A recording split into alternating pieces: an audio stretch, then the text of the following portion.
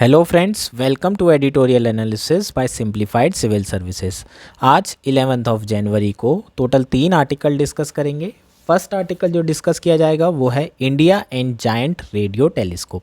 इसमें हम radio telescope को समझेंगे, रेडियो टेलीस्कोप की एप्लीकेशन को समझेंगे और स्क्वायर किलोमीटर एरे प्रोजेक्ट के बारे में बात करेंगे, जो आपको प्रीलिम्स में पूछ सकता है। बहुत ज़्यादा इंपॉर्टेंट है, प्री और मेंस दोनों के पर्सपेक्टिव से।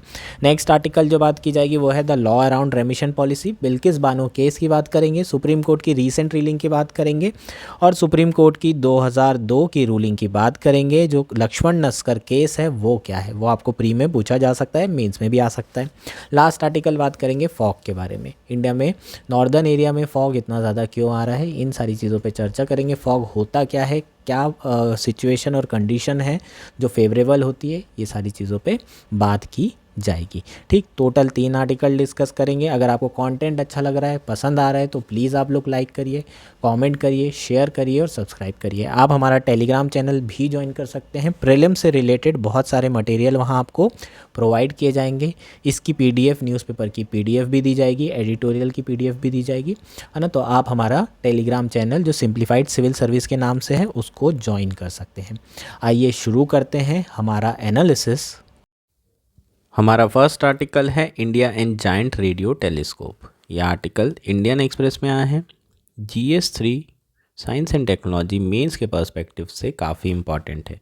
मेंस 2024 में आपको डायरेक्टली पूछा जा सकता है स्क्वायर किलोमीटर एरे प्रोजेक्ट के बारे में।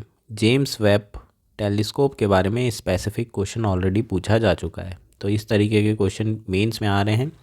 स्पेसिफिक क्वेश्चन आपको इस पर्टिकुलर टॉपिक से भी पूछ सकते हैं। स्क्वायर किलोमीटर एरे प्रोजेक्ट से आपको क्वेश्चन आ सकता है। जनरल क्वेश्चन भी आ सकता है, रेडियो टेलीस्कोप क्या है, इसकी एप्लीकेशन बताइए, इंडिया में कौन कौन से रेडियो टेलीस्कोप्स हैं, ये भी आपको क्वेश्चन पूछा जा सकता है। तो हम रेडियो टेलीस्कोप के बारे में भी पढ़ेंगे, स्क्वायर किलोमीटर एरे प्रोजेक्ट के बारे में भी पढ़ेंगे। प्रीलिम्स में पूछने के चांसेस ज़्यादा हैं, क्योंकि इस तरह के प्रोजेक्ट में प्रीलिम्स में डायरेक्टली क्वेश्चन आते हैं। प्रोबेबिलिटी देखें तो प्री 24 में ज़्यादा चांसेस किसके हैं, स्क्वायर किलोमीटर एरे प्रोजेक्ट के चांसेस हैं। ठीक है, उससे पहले रेडियो टेलीस्कोप समझ लेते हैं। रेडियो टेलीस्कोप होता क्या है। रेडियो टेलीस्कोप के थ्रू हम रेडियो वेव्स को कलेक्ट करते हैं और डिटेक्ट करते हैं। रेडियो वेव्स क्या होती है मैं पहले भी बता चुका हूँ। Radio waves basically electromagnetic waves है। इलेक्ट्रोमैग्नेटिक वेव्स क्या होती हैं, वो वेव्स जो इलेक्ट्रिक फील्ड और मैग्नेटिक फील्ड के इंटरेक्शन से बनती है।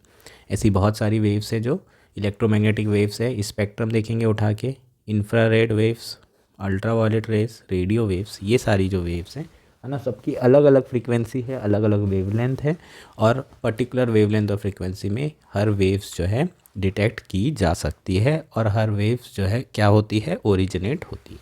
ठीक, तो हम लोग क्या कर रहे हैं, रेडियो टेलीस्कोप के through particular specialise antenna develop कर रहे हैं, रिसीवर सिस्टम डेवलप कर रहे हैं। एंटीना आपको पता होगा, आपके घर में कभी ना कभी आपने देखा होगा, टीवी जब पहले अपन देखते थे तो एंटीना ऊपर लगा रहता था, उसी तरह का बहुत बड़ा एंटीना जो है डेवलप किया जाता है और रिसीवर डेवलप किया जाता है। ये एंटीना और रिसीवर क्या करते हैं, डिटेक्ट करते हैं और कलेक्ट करते हैं रेडियो वेव्स को। कहाँ से एमिट हो रही है, जो कि सेलेस्टियल ऑब्जेक्ट से। सेलेस्टियल ऑब्जेक्ट मतलब स्टार, जितनी भी एक्सो प्लैनेट्स हो गए, है ना, जो भी सेलेस्टियल बॉडीज़ हो जाएंगी, वो जो एमिट करेगी रेडियो वेव्स को, जो ओरिजिनेट करेगी रेडियो वेव्स को, उसको हम लोग क्या करेंगे, डिटेक्ट करेंगे और कलेक्ट करेंगे थ्रू रेडियो टेलीस्कोप। ठीक है, रेडियो टेलीस्कोप की खास बात क्या है, ऑप्टिकल टेलीस्कोप जनरली सिर्फ डे टाइम पे वर्क करते हैं, लेकिन रेडियो टेलीस्कोप डे और नाइट पूरे टाइम जो है काम कर सकते हैं। तो बेसिकली इसका मेन एम क्या होता है, it aims to study of black hole, gravitational waves, universe, galaxy, stars etcetera. सबके ओरिजिन, इवोल्यूशन के बारे में हम स्टडी कर सकते हैं रेडियो टेलीस्कोप के थ्रू। अब बात करते हैं इस पर्टिकुलर आर्टिकल की, स्क्वायर किलोमीटर एरे प्रोजेक्ट की। इंडिया ने ये फॉर्मली ज्वाइन कर लिया है, डिसाइड कर लिया है कि हाँ ठीक है, स्क्वायर किलोमीटर एरे प्रोजेक्ट हम ज्वाइन कर रहे हैं। इसके अलावा ये जो इंटरनेशनल साइंटिफिक कोलैबोरेशन है, ये प्रोजेक्ट में कौन कौन सी कंट्री इन्वॉल्व है, United kingdom, Australia, south Africa, Canada, China, France, Italy and Germany. US का नाम यहाँ पर नहीं दिखाई दे रहा है, तो ये एक की पॉइंट है, ये आपको याद रखना है, ये प्रीलिम्स में पूछा जा सकता है। ठीक है, यूएस नहीं है, इस साइंटिफिक कोलैबोरेशन में इंडिया है। ऑब्वियसली इंडिया ने फॉर्मली डिसाइड कर लिया है कि हाँ भाई हम ज्वाइन कर रहे हैं इसको, फॉर्मली ज्वाइन कर रहा है। इसका मतलब यह है कि इंडिया का जो कंट्रीब्यूशन है वो काफ़ी समय से चल रहा होगा। 1990s में जो है इसके इंसेप्शन की बात की गई थी, तो उसके डिज़ाइन में भी इंडिया का बहुत ज़्यादा रोल है। उस समय से इंडिया किसी ना किसी तरीके से कोलैबोरेट कर रहा है, कंट्रीब्यूट कर रहा है। फाइनली जो है इंडिया ने डिसाइड कर लिया कि हाँ ठीक है हम इसे ज्वाइन कर लेते हैं। अभी तक ज्वाइन क्यों नहीं कर पा रहा था? क्योंकि एक कन्वेंशन रेटिफाई करना था, जो कि कन्वेंशन अभी तक इंडिया ने रेटिफाई नहीं किया था। जैसे ही इंडिया गवर्नमेंट ने वो रेटिफाई किया, इंडिया फॉर्मली एलिजिबल हो गया इसे ज्वाइन करने के लिए, और इंडिया जो है अब इसे ज्वाइन कर रहा है। लगभग 1250 करोड़ जो भारत सरकार है उन्होंने अप्रूव किया है इस प्रोजेक्ट के लिए। जो कंस्ट्रक्शन फेज़ का जो प्रोजेक्ट है उसके लिए 1250 करोड़ सरकार द्वारा अप्रूव कर दिया गया है। इंडिया की बात करें तो इंडिया ऑलरेडी बहुत सारे वर्ल्ड मेगा साइंस प्रोजेक्ट का पार्ट है। For example international LIGO gravitational wave observatory network है। इंडिया जो है फुल मेंबर है ITR प्रोजेक्ट का, जिसमें हम न्यूक्लियर फ्यूजन एनर्जी को हार्नेस करने का ट्राई कर रहे हैं। ऑलरेडी क्वेश्चन पूछा जा चुका है ITER प्रोजेक्ट के ऊपर 2016 में, मतलब इस तरह के क्वेश्चन आपको आते हैं प्री में। स्ट्रॉन्ग पार्टिसिपेशन है इंडिया का लार्ज हेड्रॉन कॉरिडोर में। 30 मीटर टेलीस्कोप में भी इंडिया जो है पार्टनर है। इसके बारे में आगे चर्चा करेंगे। स्क्वायर किलोमीटर एरे एक्चुअल में है क्या? हम 1 स्क्वायर किलोमीटर के एरिया का एक सिंगल टेलीस्कोप या एंटीना डेवलप नहीं कर रहे हैं, है ना। इतना बड़ा एंटीना बनाना असंभव है, ठीक। 10 लाख स्क्वायर मीटर इस एरिया का बना सकते हैं क्या? पॉसिबल है क्या? नहीं। सबसे बड़ा कितना है? 500 मीटर का एंटीना है।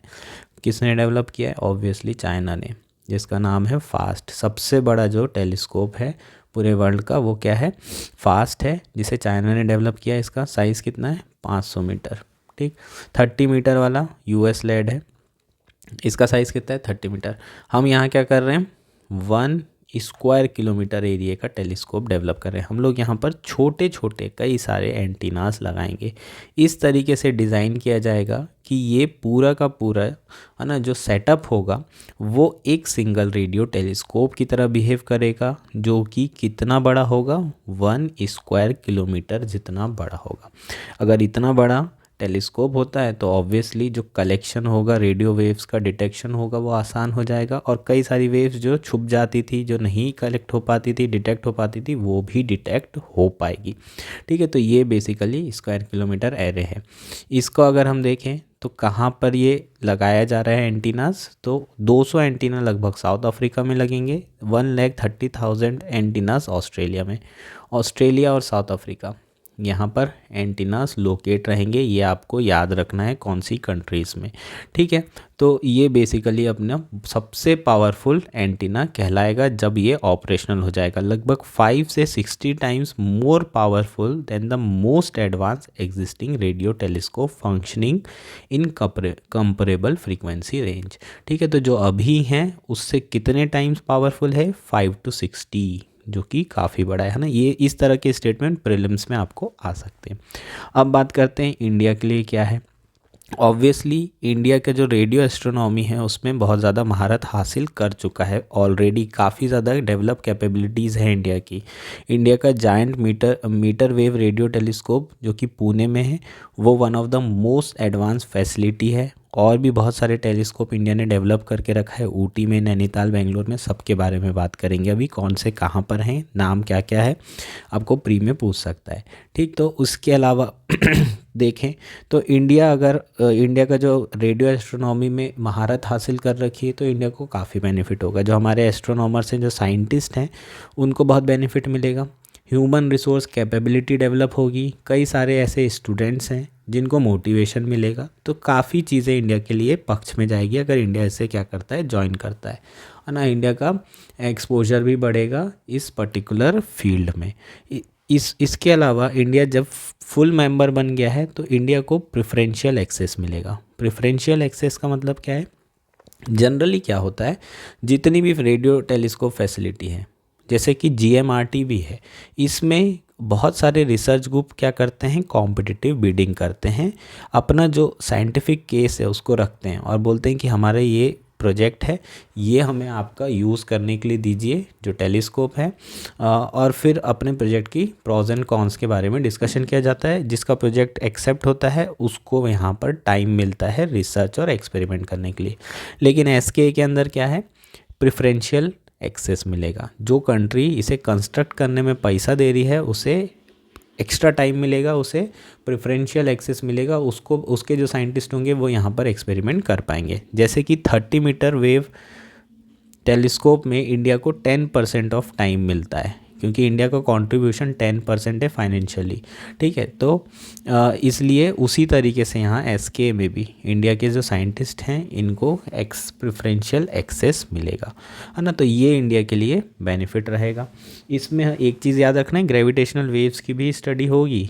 इस तरीके की चीज़ें आपको पूछी जा सकती है ना। रेडियो वेव्स में ग्रेविटेशनल वेव्स की भी स्टडी की जा सकती है।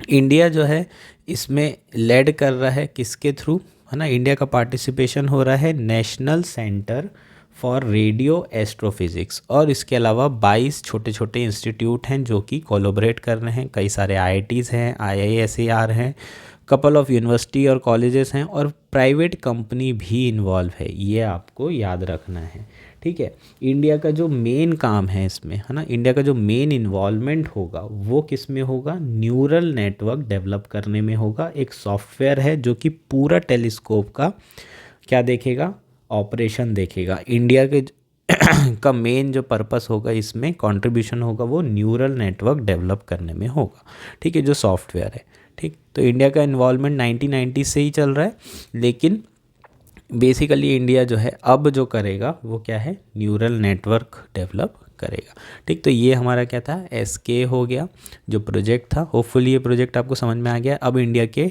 बाकी टेलीस्कोप फैसिलिटी के बारे में देख लेते हैं, कौन सी फैसिलिटी कहाँ पर है। आपको क्वेश्चन ऐसे आएगा, एसके प्रोजेक्ट ऑस्ट्रेलिया और साउथ अफ्रीका, या फिर कोई और मेंबर का नाम भी लिख सकता है, ठीक, या फिर वो कौन सी जगह लोकेटेड है, इस तरह का क्वेश्चन आपको पूछ सकता है, ठीक। तो giant metre radio telescope, India का जो लार्जेस्ट टेलीस्कोप है वो कहाँ पर है, पुणे में।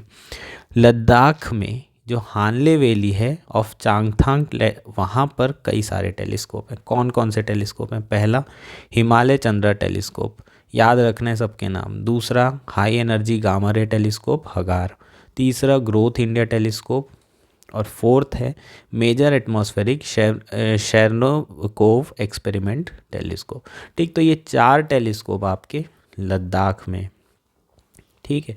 ये आपको याद रखना है, आपको डायरेक्टली क्वेश्चन पूछा जा सकता है। GMRT सामने लिख दिया पुणे, उसके बाद हिमालय चंद्रा टेलीस्कोप लिख दिया उत्तराखंड, इसके अलावा फिर ग्रोथ इंडिया लिख दिया ऊटी, ठीक। इस तरीके से आपको क्वेश्चन पूछ सकते हैं।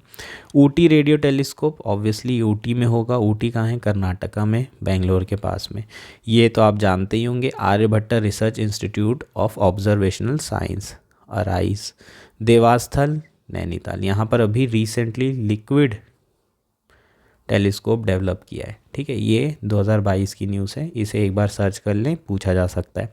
इसके अलावा जो वर्ल्ड प्रोजेक्ट है उसके बारे में बात कर लेते हैं। हबल और जेम्स वेब नासा ने डेवलप किया है। एस्ट्रोसैट इंडिया ने डेवलप किया है। ये भी सैटेलाइट टेलीस्कोप्स हैं, ठीक है। लोअर अर्थ ऑर्बिट में है, ऑब्जर्वेशन कर रहे हैं ऊपर से बैठ करके, ताकि इंटरफेरेंस ना हो, ठीक। तो हबल, जेम्स वेब, एस्ट्रोसैट ये सारे आप जानते हैं। 30 मीटर टेलीस्कोप हवाई में डेवलप किया जा रहा है, लोकेटेड है।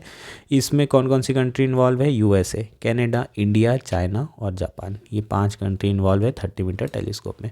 तो ये हमारे क्या हो जाएंगे, प्रीलिम्स के पर्सपेक्टिव से सारे टेलीस्कोप हो जाएंगे जो कि इंडिया में हैं और आपको पूछे जा सकते हैं, उसकी लोकेशन आपको आ सकती है, ठीक। ये हमारा आर्टिकल था। होपफुली आर्टिकल आपको पूरी तरीके से क्लियर हो गया होगा।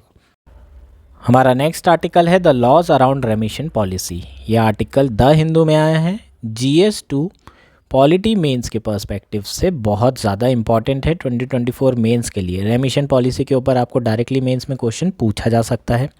प्रीलिम्स 2024 के लिए भी बहुत इंपॉर्टेंट है। आपको क्लीमेंसी पावर के बारे में पूछा जा सकता है। कौन कौन से क्लीमेंसी पावर्स हैं जो कॉन्स्टिट्यूशन में दी हुई है, कौन सी ऐसी पावर है जो क्रिमिनल प्रोसीजर्स कोड में दी हुई है, सीआरपीसी में दी हुई है। ये स्टैटिक चीज़ें हैं, ये आपको पूछी जा सकती है। सुप्रीम कोर्ट की रूलिंग है इस आर्टिकल में, उसके बारे में भी आपको पूछा जा सकता है। एक केस का नाम दिया हुआ है, वो केस में हाईलाइट करूँगा, वो डायरेक्टली आपको नाम से पूछा जा सकता है आपके प्री 2024 में। तो बहुत ज़्यादा इंपॉर्टेंट ये आर्टिकल है। बिल्किस बानो के ऊपर ये आर्टिकल आया हुआ है। बिल्किस बानो केस क्या है इसको हम समझेंगे, पूरी टाइमलाइन समझेंगे, रेमिशन पॉलिसी के बारे में बात करेंगे, और फिर सुप्रीम कोर्ट की जो रीसेंट वर्डिक्ट आई है उसके बारे में चर्चा करेंगे। आर्टिकल शुरू करते हैं। सबसे पहले कंटेक्स्ट समझते हैं कि आर्टिकल आया क्यों है। सुप्रीम कोर्ट के द्वारा 8 जनवरी को जो रेमिशन किया गया था 11 कन्विक्ट का Bilkis Bano gang rape case में, उसमें गुजरात सरकार द्वारा 11 कन्विक्ट थे, उन्हें रेमिशन पॉलिसी के अंदर फ्री कर दिया गया था, उनकी सज़ा ख़त्म कर दी गई थी। इस ऑर्डर को सेट असाइड कर दिया गया है सुप्रीम कोर्ट द्वारा, नल एंड वॉइड कर दिया गया है। ठीक है, इसलिए ये आर्टिकल आया है। अब बात करते हैं क्लीमेंसी पावर्स क्या क्या हैं जो कॉन्स्टिट्यूशन में दी गई है। ये प्री पर्सपेक्टिव से काफ़ी इंपॉर्टेंट है। आर्टिकल 72 और आर्टिकल 161 ऑफ द कॉन्स्टिट्यूशन में क्लीमेंसी पावर दी गई है। 72 में क्लीमेंसी पावर किसके लिए दी गई है? प्रेसिडेंट के लिए, और 161 में गवर्नर के लिए दी गई है। प्रेसिडेंट और गवर्नर क्या कर सकते हैं? पार्डन कर सकते हैं, कोई भी सज़ा को पूरे तरीके से ख़त्म कर सकते हैं, कम्यूटेशन कर सकते हैं, सज़ा कम कर सकते हैं, रेमिशन कर सकते हैं, रिस्पाइट कर सकते हैं, रिप्राइव कर सकते हैं। ये पांचों टर्म आपके लिए काफ़ी इंपॉर्टेंट है। आप पॉलिटी में पढ़ेंगे तो आपको, है ना, आपने पढ़ भी रखा होगा, काफ़ी सिंपल से टर्म्स हैं, है ना, सारी चीज़ों में क्या क्या होता है ना। मान लीजिए आपको डेथ सेंटेंस मिली है तो पार्डन किया जा सकता है, आपको माफ़ किया जा सकता है। मान लीजिए आपको कम्यूटेशन है, रिग्रेस पनिशमेंट दिया है आपको 5 साल का, कम्यूटेशन के अंदर वो रिग्रेस पनिशमेंट 2 साल का किया जा सकता है। तो हर एक टर्म का एक मीनिंग है आपको, है ना, ये सारी चीज़ें पॉलिटी में पढ़ना है, स्टैटिक टर्म है। तो बेसिकली ये पावर जो है किसको दी गई है? प्रेसिडेंट को और गवर्नर को। पर क्या ये पावर प्रेसिडेंट और गवर्नर की डिस्क्रिशनरी पावर है? क्या वो खुद ही ये सारी चीज़ें डिसाइड करते हैं? जी बिल्कुल नहीं, है ना। जैसे कि बाकी चीज़ों में काउंसिल ऑफ मिनिस्टर एडवाइस करता है, वैसे ही इस पावर में भी, है ना, जो पावर दी गई है क्लीमेंसी की भी, उसमें एग्जीक्यूटिव या काउंसिल ऑफ मिनिस्टर ही जो है अपनी पावर एक्सरसाइज करती हैं। प्रेसिडेंट सिर्फ जो उन्हें एडवाइस दी जाती है उसको वो फॉलो करते हैं, है ना। तो यहाँ पर भी काउंसिल ऑफ मिनिस्टर की एड एंड एडवाइस पे ही सारी चीज़ें होती है। इसका मतलब सेंट्रल गवर्नमेंट और स्टेट गवर्नमेंट के पास ही रियल अथॉरिटी है क्या प्रोवाइड करने की? क्लीमेंसी या फिर रेमिशन प्रोवाइड करने की, है ना। जो मर्सी पावर्स है वो कौन एक्सरसाइज करता है एक्चुअल में? स्टेट गवर्नमेंट और सेंट्रल गवर्नमेंट। ठीक, इसके अलावा सीआरपीसी में भी एक सेक्शन दिया हुआ है, appropriate state government under section 432 of CrPC may remit the whole or part of punishment to which convict has been sentence. 432 CrPC section में दिया हुआ है कि एप्रोप्रिएट स्टेट गवर्नमेंट, जो स्टेट गवर्नमेंट एप्रोप्रिएट है वो क्या कर सकती है? कन्विक्ट की सज़ा को कम कर सकती है या पूरी तरीके से ख़त्म कर सकती है। In case of life imprisonment convicts this remission can be done only after a period of 14 year in jail. अगर लाइफ इम्प्रिजनमेंट दिया गया है कन्विक्ट को, तो जब तक कि वो 14 साल सज़ा नहीं काट लेते तब तक के रेमिशन नहीं दिया जा सकता, जो कि सेक्शन 433A में क्लियरली लिखा हुआ है। अब बैकग्राउंड की बात करते हैं इस केस की। बिल्किस बानो केस एक्चुअल में है क्या, ये समझते हैं। ठीक है, तो गोधरा कांड हुआ था, सबको पता होगा, 2002 में। उसके बाद गुजरात राइट्स हुए थे, है ना। गुजरात के जो दंगे थे उसमें बिल्किस बानो एक लेडी है, मुस्लिम लेडी है, उनके साथ गैंगरेप हुआ था उस गुजरात राइट में, और उनकी फैमिली का मर्डर कर दिया गया था। तो इसमें 11 लोग इन्वॉल्व थे। उसके बाद सुप्रीम कोर्ट में इन्होंने क्या की? पिटीशन डाली और कहा कि हम चाहते हैं कि फेयर ट्रायल के लिए आप जो है ट्रायल कोर्ट को बदल दें। गुजरात की जगह ट्रायल कोर्ट को महाराष्ट्र कर दिया गया सुप्रीम कोर्ट के कहने पे। उसके बाद सीबीआई, जो कि ट्रायल कोर्ट, सीबीआई की जो ट्रायल कोर्ट है ना महाराष्ट्र की, उन्होंने इन्हें 11 लोगों को सज़ा सुनाई लाइफ इम्प्रिजनमेंट की। मतलब जीवन भर जो है इनको कहाँ रहना था? जेल में रहना था। उसके बाद जो है बात करते हैं कि इन्हें रेमिशन कैसे मिला आखिर? अगस्त 2022 को इन्हें रेमिशन दिया गया गुजरात की सरकार के द्वारा। गुजरात की सरकार ने जो रेमिशन पॉलिसी थी 1992 की, उसके हिसाब से इन लोगों को रेमिशन दिया। एक कन्विक्ट था उसमें से जिसने रेमिशन सीक किया 1992 की पॉलिसी के हिसाब से। 2013-14 में पॉलिसी बदल दी गई थी रेमिशन की, और किसी भी कन्विक्ट को जो सोसाइटी के लिए खतरा है उसे बिल्कुल भी जो है रेमिशन प्रोवाइड नहीं किया जा सकता था। लेकिन जब ये केस हुआ और जब कन्विक्शन हुआ, उस समय 1992 की जो पॉलिसी थी वो चल रही थी, इसलिए जो है रेमिशन इन्हें 1992 वाली जो पॉलिसी है उसके हिसाब से दिया गया, और इन्हें अगस्त में जो गुजरात की स्टेट गवर्नमेंट है उसने रेमिशन प्रोवाइड किया, और काफ़ी जो है इसका विरोध भी हुआ था।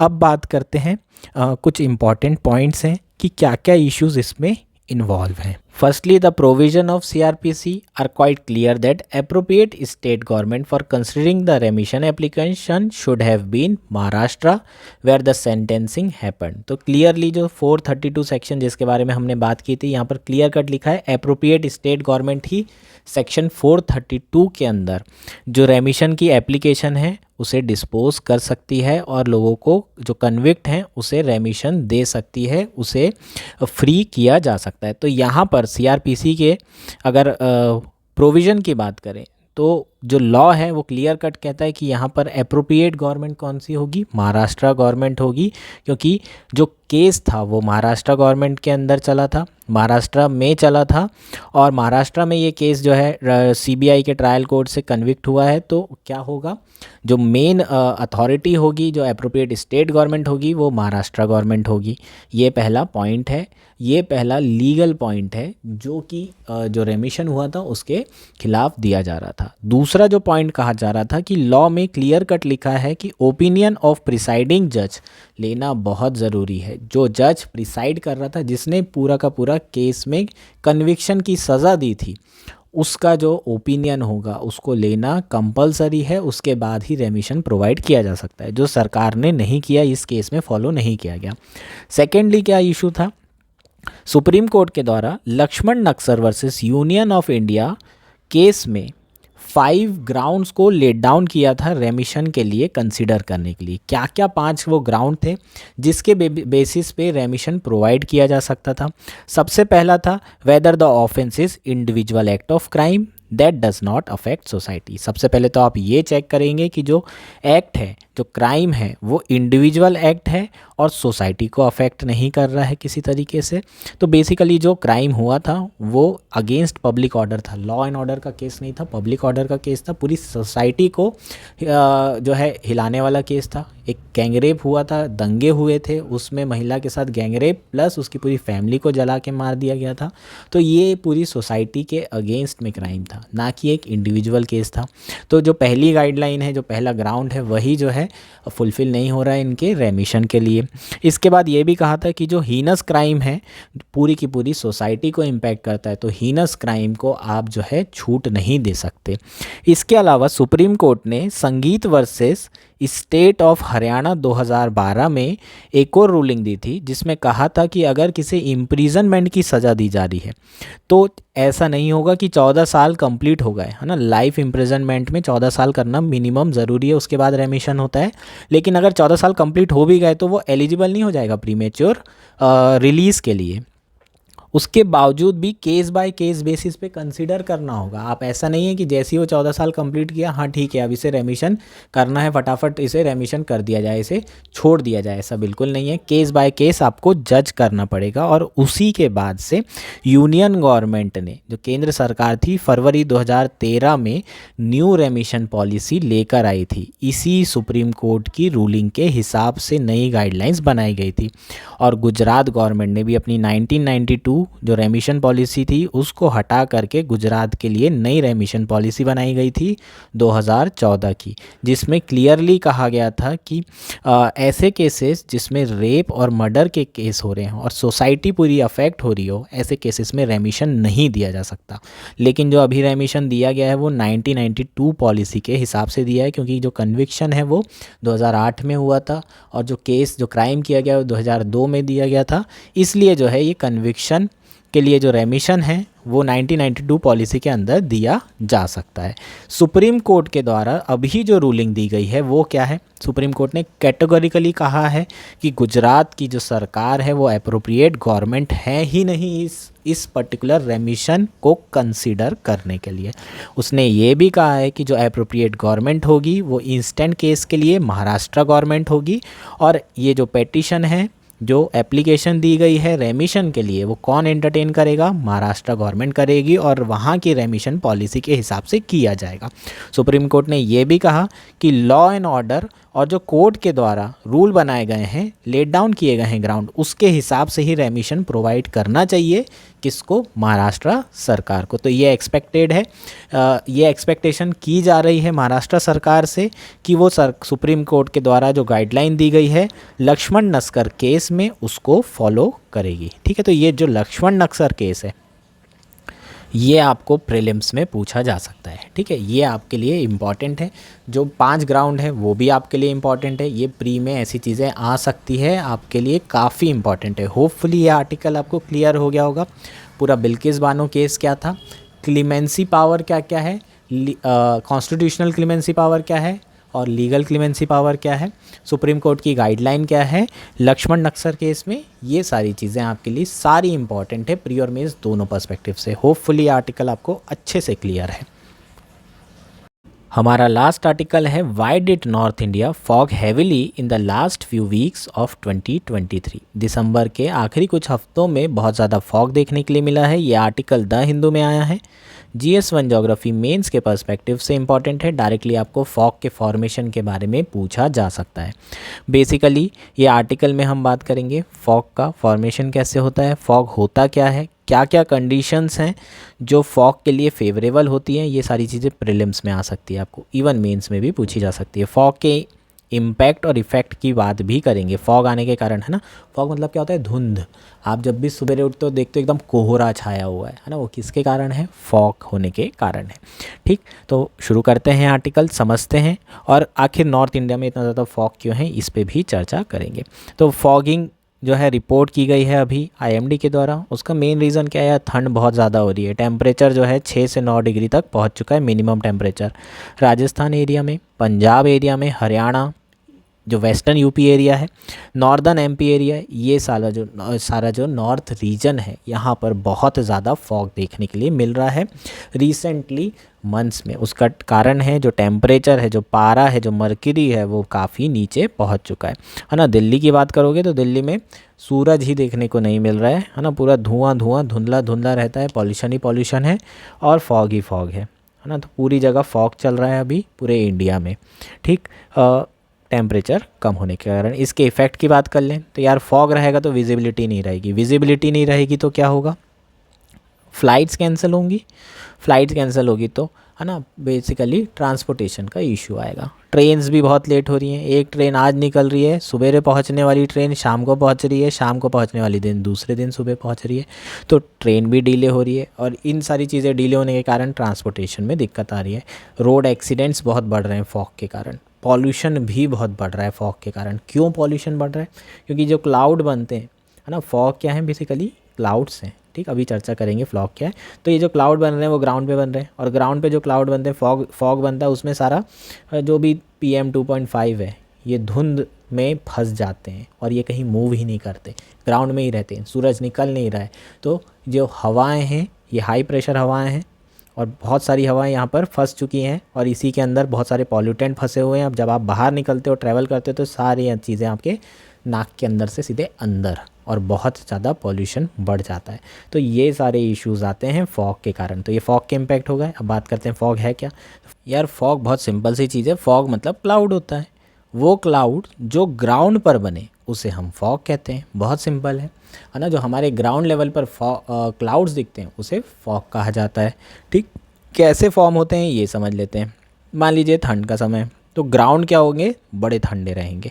ग्राउंड ठंडे रहेंगे। अगर हवाएं थोड़ी गर्म हवाएं भी आ रही हैं, तो वो हवाएं, अगर ये काम विंड्स हैं, ठीक, कौन सी विंड है? काम विंड्स, मतलब ये हवाएं बहुत तेज़ी से ब्लो नहीं हो रही है, तो ये स्थिर हवाएं होंगी, और स्थिर हवाएं अगर यहाँ रहेंगी तो इसके कांटेक्ट में आएगी। तो पहले ये गर्म हवा थी, बहुत सारा मॉइस्चर होल्ड कर सकती थी, लेकिन ये गर्म हवा अब इस ठंडे पॉइंट के कारण, जो कांटेक्ट में आने के कारण ठंडी हो गई। और ठंडी हवाएं मॉइस्चर होल्ड कर सकती है क्या? नहीं, है ना। आप गर्मी में जाओ, जो गर्म हवा होती है पूरा जो है मॉइस्चर पूरा इवेपोरेशन कर लेती है, पूरी पानी वाली जगह को सुखा देती है। लेकिन ठंडी हवाएं पानी को सोख कर सकती है क्या? नहीं। तो मॉइस्चर होल्ड नहीं कर पाएगी ये हवाएं, तो क्या हो जाएगा? बेसिकली सैचुरेशन आ जाएगा, है ना। ह्यूमिडिटी के कारण सैचुरेशन आ जाएगा, और सैचुरेशन आ जाएगा तो ये क्लाउड फॉर्मेशन हो जाएगा। जैसे नॉर्मल क्लाउड बनते हैं वैसे ही एरोसॉल की ज़रूरत है ना, न्यूक्लियर की ज़रूरत होती है। और ग्राउंड पे एरोसॉल की कोई कमी नहीं है, खूब स्मोक है, ठीक है। जो आप पी रहे हो वो वाला स्मोक भी है, और जो PM 2.5 है, PM10 है, ये सारे एरोसोल का काम करते हैं। स्मोक है, स्मूथ है, ये सारी चीज़ें एरोसोल का काम करेगी। तो इसके अराउंड में क्लाउड फॉर्मेशन हो जाता है, क्योंकि सैचुरेशन आने के बाद जो है ये मॉइस्चर होल्ड नहीं कर पाता, और क्या बन जाते हैं? फॉग बन जाता है। सिंपल। तो ग्राउंड पे जो क्लाउड बन रहा है वो क्या कहलाता है? फॉग कहलाता है। एकदम, इससे ज़्यादा कुछ इसमें है नहीं यार, है ना। एकदम सिंपल सी चीज़ है। अगर आप देखेंगे ओशंस में बहुत ज़्यादा फॉग देखने के लिए मिलते हैं। मान लीजिए अगर गर्म हवाएं आ रही हैं और ये कोल्ड जो एयर है, मतलब ये कोल्ड वाला वाटर है ना, ठीक है, कोल्ड वाटर है, और यहाँ से बहुत तेज़ हवाएं आ रही हैं, ये इससे टकराएगा। जैसे ही ये इससे टकराएगा यहाँ पर बहुत फॉग देखने के लिए मिलेगा, ठीक। तो या तो वार्म एयर हो और कोल्ड एयर जब भी टकराएंगी, ठीक है, कोल्ड एयर और वार्म एयर जब भी टकराती है फॉग फॉर्मेशन होता है। इसको आपको याद रखना है, बहुत सिंपल सी ये चीज़ है, ठीक। इसके अलावा जो है रेडिएशन फॉग भी होता है एक। रेडिएशन फॉग क्या कहलाता है? वो जनरली अनसीजनेबली वार्म डे होता है with high humidity is followed by rapidly dropping temperature. मान लीजिए कि दिन में बहुत गर्मी पड़ी और रात में एकदम ठंडी हो गई, ठीक है, रात एकदम ठंडा हो गया रेडिएशंस के कारण, रात बहुत ठंडी हो गई, तो जो ग्राउंड होंगे वो बहुत ठंडे हो जाएंगे, है ना। आपको ओस देखने के लिए भी मिलती है इसी वक्त, ठीक है। ये ओस का कारण भी सेम है। अब दिन गर्म थे, रात ठंडी हो गई, तो ये जो अपनी लैंड होगी ये क्या हो जाएगी? ये ठंडी हो गई। आसपास की जो हवा है वो गर्म है, तो सिमिलर कंडीशन डेवलप हो जाएगी, तो इसे रेडिएशन फॉग कहा जाता है। सेम सिचुएशन वेली फॉग होते हैं, है ना। वेली फॉग में भी इसी तरह की सिचुएशन आ जाती है, ऊपर गर्म हवाएं, नीचे जो परत है वो ठंडी, तो फॉग बन जाएगा। सिंपल है और कुछ नहीं है। फॉग नॉर्दर्न इंडिया में ज़्यादा क्यों है यार? देखो, वेस्टर्न डिस्टर्बेंस के कारण प्रेसिपिटेशनल पैटर्न आ जाता है ना, जो मॉइस्चर होता है वो मिल जाता है इसको, जो मॉइस्चर चाहिए होता है, और मॉइस्चर बहुत ज़्यादा मिल जाता है, ज़रूरत से ज़्यादा, उतना ये होल्ड नहीं कर पाता। इसलिए क्या बन जाता है? जो हवाएं हैं वो सर्दी वाली हवाएं, वो मॉइस्चर होल्ड नहीं कर सकती, और प्रेसिपिटेशन ज़्यादा होता है वेस्टर्न डिस्टर्बेंस के कारण, इसलिए फॉग बन जाते हैं। कहाँ पर? नॉर्दर्न इंडिया में। सिंपल है, इसमें भी कुछ ज़्यादा नहीं है। होपफुली ये सारी चीज़ें आपको समझ में आ गई होगी, कॉन्सेप्ट आपको समझ में आ गया होगा। Thank you, that's it for today.